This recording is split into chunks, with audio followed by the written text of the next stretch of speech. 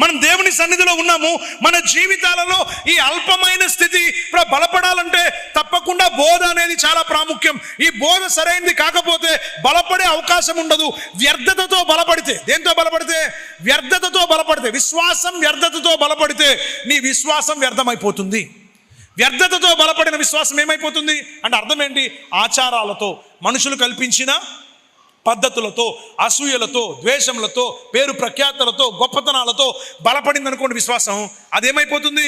స్వస్థతలతో బలపడినా కూడా, చివరికి దేంతో బలపడితే? స్వస్థతలతో బలపడినా కూడా నీ విశ్వాసం ఏమైపోతుంది? బలహీనపరచబడుతుంది. ఎందుకంటే నీ విశ్వాసము దేవుని వల్ల మాత్రమే బలపడాలి. ఆమె అంటే వాక్యం వల్ల మాత్రమే బలపడాలి. సో వాక్యం వల్ల బలపడింది మాత్రమే నిరంతరము నిలబడుతుంది. ఎందుకంటే ఆకాశము భూమి గతించిపోవును కానీ దేవుని వాక్యం ఎన్నటికి గతించిపోదు, ఎన్నటికి నాశనం అయిపోదు అని దైవలేఖనం సెలవిస్తుంది.